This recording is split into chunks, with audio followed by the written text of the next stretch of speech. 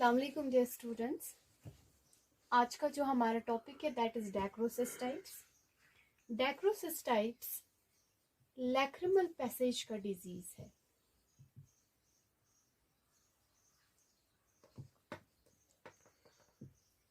तो ये डैक्रोसिस्टाइट्स क्या है? It's the inflammation of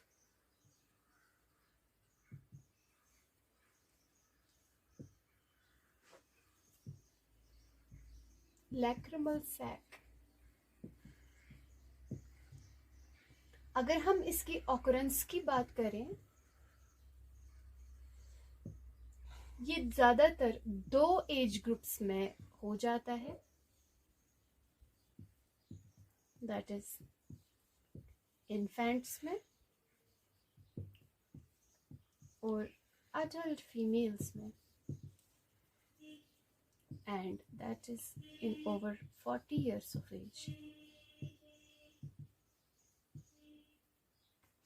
Clear?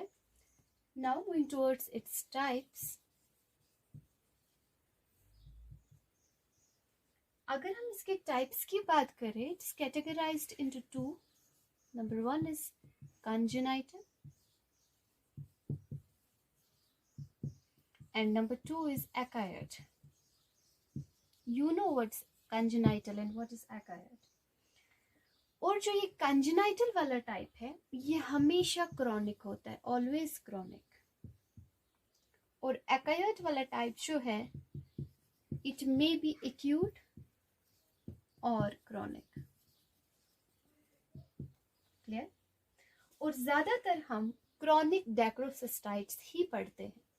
अब अगर हम क्रॉनिक डैक्रोसिस्टाइट्स की बात करें, चाहे वो कंजेनाइटल हो अब या चाहे वो एक्वायर्ड हो, क्रॉनिक डैक्रोसिस्टाइट्स। तो क्या है ये क्रॉनिक डैक्रोसिस्टाइट्स? ये कैसे हो जाता है? Due to incomplete canalization of lacrimal system,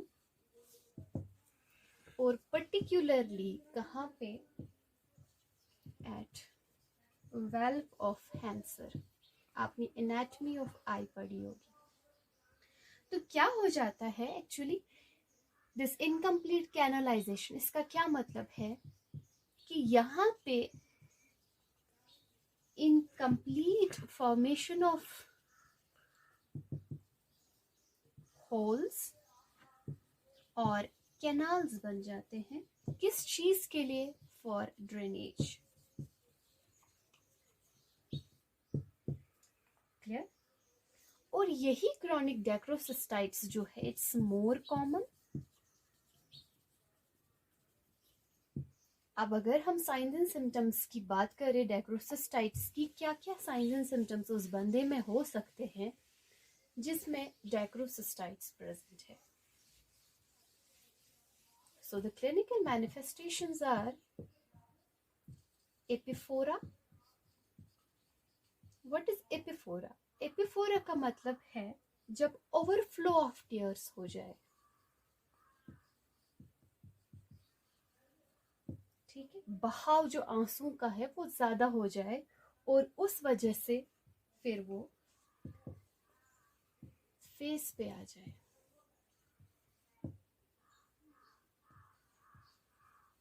clear? अब जो ये एपिफोरा है ज्यादातर वर्सन या एग्रीगेट किसके साथ है? By wind. जो ही एयर करंट्स जो है स्ट्राइक हो जाते हैं, ठीक, तो ओवरफ्लो ऑफ टीयर्स हो जाता है वहां पे। अब और क्या हो सकता है? अगर हम साइट ऑफ सैक की बात करें, वहां पे स्वेलिंग होती है, swelling at site of sac, mucocele बोल सकते हो। अगर सैक पे थोड़ा सा प्रेशर हम डालें, on pressure over the sac, वहां पे म्यूकोपस या पस रिगर्गिटेट हो जाता है। What is रिगर्गिटेट? रिगर्गिटेट हम कहते हैं बैक फ्लो को। तो कहाँ से ये म्यूकोपस या पस जो है बैक फ्लो हो जाता है? थ्रू पंक्टा। ठीक है, मैंने बताया है आपको व्हाट इज पंक्टा या व्हाट आर पंक्टम्स। कितने पंक्टम्स है आंख में वो भी मैंने आपको क्लास में बताया है। तो अब क्या हो गया यहाँ पे, क्या है दूसरा साइन एंड सिम्टम जो मैंने आपको कहा कि जो ये म्यूकोपस है या पस मैंने कहा इसका बैक फ्लो हो जाता है या रिगर्गिटेट हो जाता है। कहाँ से? पंक्टा से। और कभी कभी यही म्यूकोपस या पस जो है ये नीचे नेजल डक्ट में भी आ जाता है। So we can say merely passes down into nose. Clear? You know what's puncta? फिर भी मैं आपको याद दिलाऊं, it's the opening of tear duct.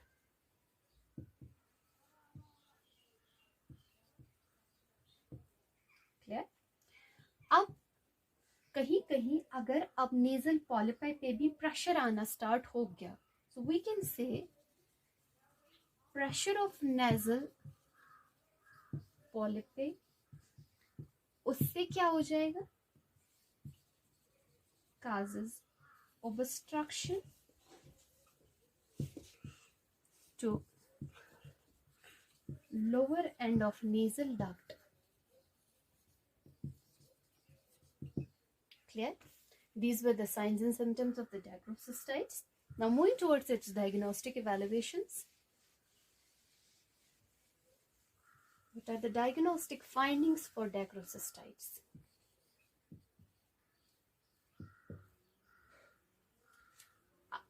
First of all, bacterial examination किया जाता है। किस चीज का? फ्लूइड का। ये हम क्यों डेमोन्स्ट्रेट करते हैं? Just to see the presence of extraordinary number of bacteria. For example staphylococcus हो सकता है, नीमोकोकस हो सकता है, ठीक है, स्ट्रेप्टोकोकस हो सकता है and so on. Diagnostic evaluations में हम पर्टिकुलरली फ्लूइड का एग्जामिनेशन देखते हैं या बैक्टीरियल एग्जामिनेशन करते हैं ताकि हमें पता चले कि किस तादाद में बैक्टीरिया प्रेजेंट है उस फ्लूइड में या कौन सा टाइप ऑफ बैक्टीरिया प्रेजेंट है, whether it is staphylococcus, it is pneumococcus, it is streptococcus or so on. Clear? Now moving towards its treatment.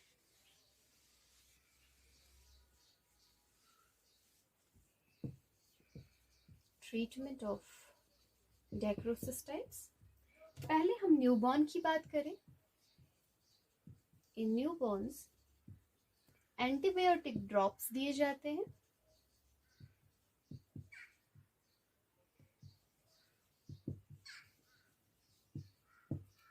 Plus हम फ्रीक्वेंटली एक्सप्रेस करते हैं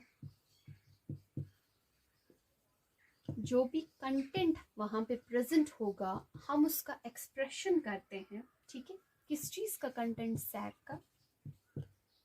और ये फ्रीक्वेंट एक्सप्रेशन जो हम करते हैं कंटेंट ऑफ द सैक, इससे we can cure most infections. Clear?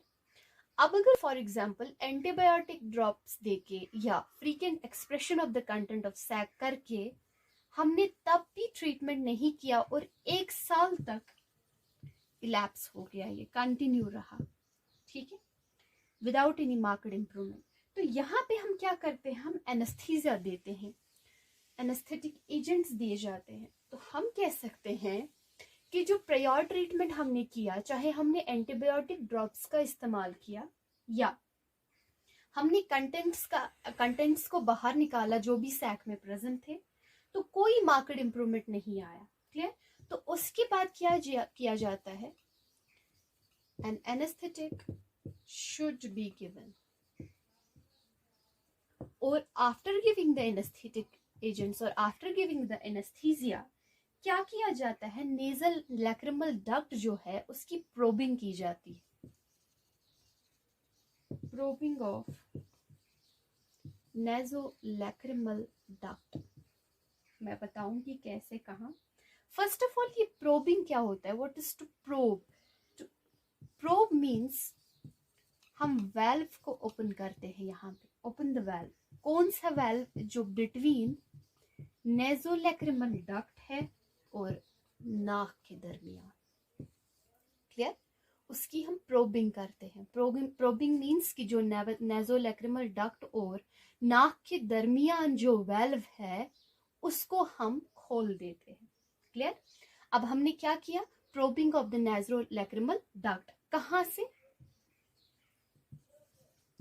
Through अपर कैनालिक्यूलस।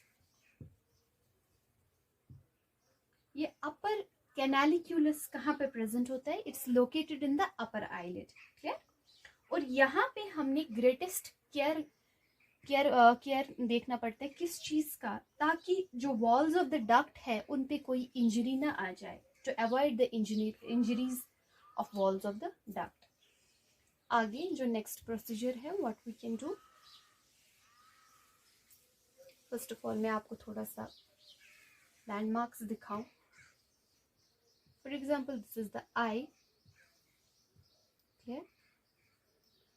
यहाँ पे एक पंक्टा होता है, यहाँ पे एक पंक्टा होता है, यहाँ पे भी और यहाँ पे भी, मैंने बताया है आपको।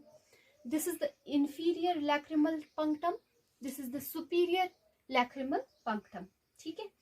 और ये इस पंक्टम और यहाँ पे थोड़ा सा इधर पे एक स्ट्रक्चर होता है जिसको हम कैनालिक्यूलाई बोलते हैं, या आप बोलो टियर डक्ट, ठीक है? और उसके बाद यहाँ पे ऐसे स्ट्रक्चर होता है, this is the nose.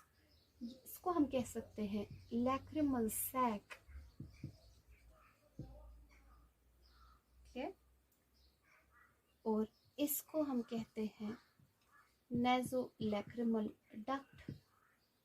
This is the superior punctum, superior lacrimal punctum, this is the inferior lacrimal punctum, ठीक? तो क्या किया जाता है, जो ये सुपीरियर पंक्टम है प्लस जो कैनालिक्यूलर है यहाँ पे, इनको डायलेट किया जाता है। So we can write the superior punctum and canalicular are dilated. और किससे डायलेट किया जाता है? With the help of an device called as Nettleship punctum dilator, ठीक? अब जो ही हमने सुपीरियर पंक्टम और कैनालिक्यूलर को डायलेट किया, उसके बाद छोटा सा एक लैक्रिमल प्रोब यूज किया जाता है, then small lacrimal probe is inserted vertically. Vertically means this, horizontally is this. So एक छोटा लैक्रिमल प्रोब लिया जाता है जो हम इंसर्ट करते हैं वर्टिकली, किसमें? Into the कैनालिक्यूलस।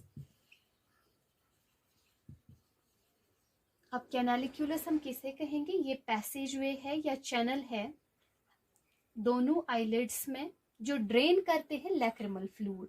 I will repeat it, हम कैनालिक्यूलस पैसेज या चैनल को बोलते हैं जो दोनों आईलिड्स में प्रेजेंट होते हैं, जो ड्रेन आउट करते हैं लैक्रिमल फ्लूइड, ठीक है?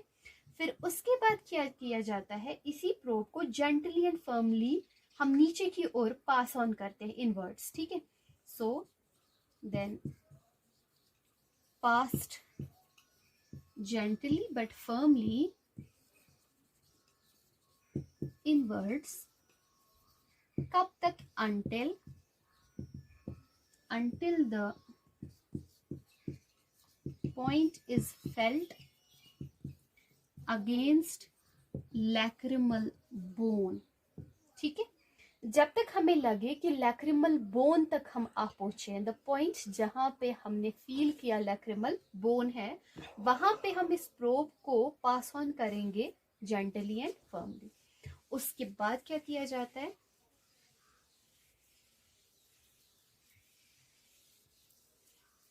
After this probe is rotated, हम प्रोब को रोटेट करते हैं downwards and towards the mid line. ठीक है, मिड लाइन की ओर हम प्रोब को रोटेट करते हैं नीचे की ओर और मिड लाइन के ओर। ठीक है, and push it down the nasal duct. ठीक है, कब तक,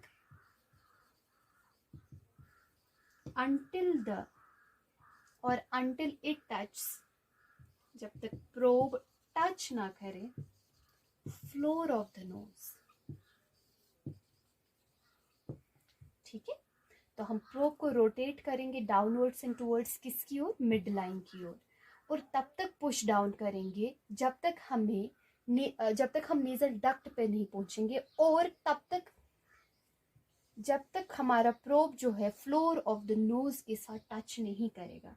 और इस प्रोसीजर में हमें ख्याल रखना पड़ता है छोटे बच्चों में कि जो डक्ट है वो बहुत ही कम होता है, शॉर्ट होता है। क्लियर। अब अगर हम सेकेंडरी प्रोसीजर की बात करें, these were the primary procedures. अगर हम सेकेंडरी प्रोसीजर की बात करें, अगर ये ऑप्शन सूटेबल नहीं रहा बंदे में, प्रोबिंग, ठीक है, तो हम क्या करते हैं, एक बैलून डायलेशन प्रोसीजर करते हैं। तो क्या किया जाता है, एक बैलून को डायलेट किया जाता है डक्ट में। तो डक्ट को हम बैलून से डायलेट करते हैं। ठीक है, या तो हम यूज करते हैं और placement of silicon tube. Clear. अब अगर हम अडल्ट्स की बात करें, अडल्ट्स का ट्रीटमेंट,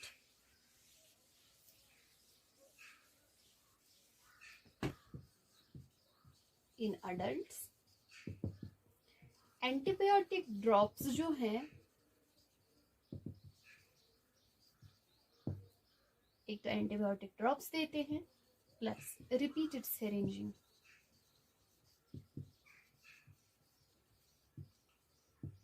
किस चीज का, nasolacrimal duct.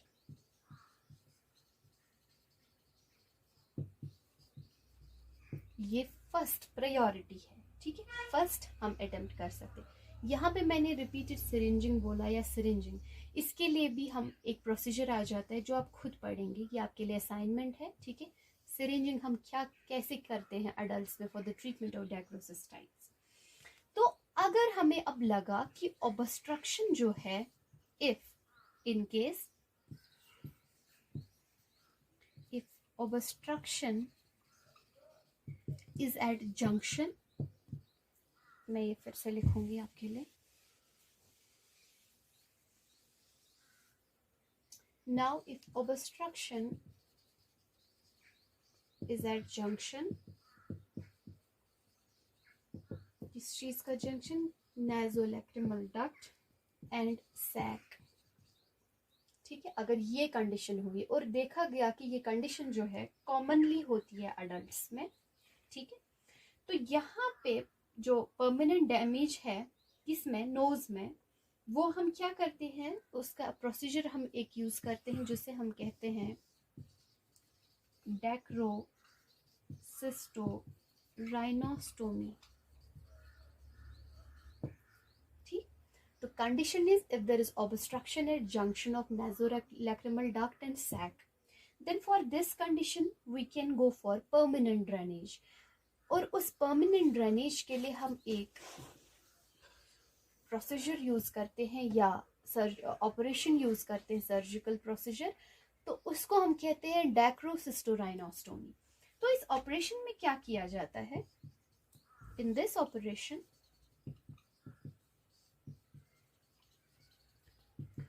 opening is made. किसमें? In nasal bone, जो कनेक्ट कर रही है, connecting lacrimal sac to middle meatus.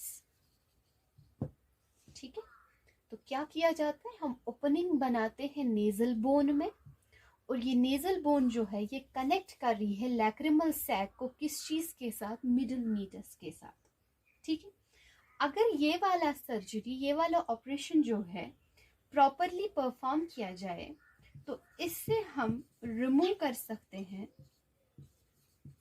Obstruction भी, प्लस हम रिटेन कर सकते हैं फंक्शन ऑफ ड्रेनेज।